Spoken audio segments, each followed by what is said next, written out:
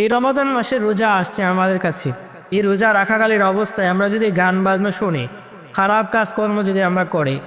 অশ্লীলতা যদি আমরা করি, মিথ্যা কথা বলি, মুনাফিকি স্বভাব যদি আমাদের ভিতরে তাকে গীবত করি, কারণ আজকাল আমাদের সমাজের মধ্যে অধিকাংশ মানুষগুলো রোজা রাখাকালীন অবস্থায় গান বাজনা খারাপ কাজকর্মের সাথে মূলত লিপ্ত হয়ে থাকে। অথবা নাটক সিনেমা, আমরা মূলত শুয়ে আছি, আমরা নাটক সিনেমা দেখছি, অথবা আমরা বিভিন্ন ধরনের গান বাজনার মধ্যে লিপ্ত হয়ে আছি। মনে রাখবেন, আল্লাহ সুবহানাহু ওয়া তাআলা এই রমাদান মাস দিয়েছেন বান্দা এবং বান্দীদের জন্য লাআল্লাকুম তাত্তাকুন, বান্দার অন্তর্ভুক্ত হওয়ার জন্য।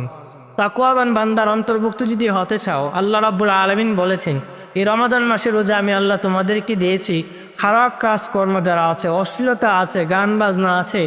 ইত্যাদি গীবত যা আছে সব কিছু থেকে দূরে থাকার জন্য এই রমাদান মাসে রোজাকে আল্লাহ দিয়েছেন। আর যে ব্যক্তি মূলত সব কিছু থেকে, অশ্লীলতা থেকে দূরে থাকবে, তাদেরকে আল্লাহ সুবহানাহু ওয়া তাআলা বলেছেন, গোলাম আমি আল্লাহ রাব্বুল আলামিন লাআল্লাকুম তাত্তাকুন, বান্দার অন্তর্ভুক্ত তোমাকে বানিয়ে দেব। যদি আপনি রোজা রাখাকালীন অবস্থায় যদি আপনি বলছেন আমি রোজাদার, তারপর আপনি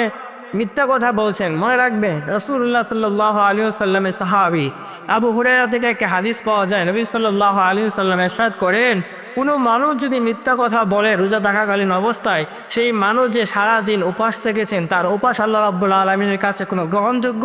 হবে না। আল্লাহ রাব্বুল আলামিন বলছেন, তুমি সারা রাত্র এবং সারা দিন যদি তোমরা আল্লাহ রাব্বুল আলামিনের ইবাদত বন্দেগী করতে চাও, মনে রাখবেন আল্লাহ রাব্বুল আলামিন বলছেন আমি আল্লাহর যে নিয়ম কানুন আছে সেই নিয়ম কানুন অনুযায়ী যদি তোমরা ইবাদত করো, সারা রাত্র করো, সারা দিন করো, তাহলে আল্লাহর কাঠগড়ার ভিতরে আমলদার বান্দা অন্তর্ভুক্ত হতে পারবা। তবে আমি আল্লাহর যা আদেশ করেছি, যা নিষেধ করেছি, সে অনুযায়ী যদি তোমার পরিচালনা না করো, তাহলে সারা দিন যদি আমি আল্লাহর বিধান হয়েছে রোজা থাকাকালীন অবস্থায় অশ্লীল খারাপ কাজকর্ম, গান বাজনা শোনা যাবে না, মিথ্যা কথা বলা যাবে না, তা আল্লাহর নীতিমালার বিপরীত যদি তুমি তোমার জীবনটা পরিচালনা করে ফেলো, মনে রাখবা তুমি উপাস থাকতে পারো, মনে রাখবা সারা দিন তুমি মূলত স্ত্রী সহবাস থেকে দূরে থাকতে পারো, তুমি সারা দিন মূলত কাটাতে পারো, কিন্তু আল্লাহর কাঠগড়ার ভিতরে তোমার আমল নামাটা ওদের শূন্য থেকে শূন্য হয়ে যাবে।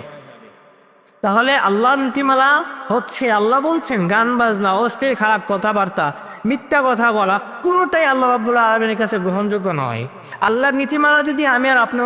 অনুকরণ করতে পারি, তাহলে আমি আর আপনি মুমিন বান্দার অন্তর্ভুক্ত হতে পারবো। আর আল্লাহই বলেছেন লাআল্লাকুম তাত্তাকুন, বান্দার অন্তর্ভুক্ত তোমরাই হতে পারবা যারা আমি আল্লাহর নীতিমালা দিয়ে, মূলত আল্লাহর বিধান দিয়ে যদি তোমরা রমাদান মাসের রোজা যদি আদায় করতে পারো, তবেই তোমাদেরকে আমি আল্লাহ রাব্বুল আলামিন লাআল্লাকুম তাত্তাকুন বান্দার ঘোষণা দিয়ে দেব। তাই আসুন, আমরা যারা মূলত গান বাজনা খারাপ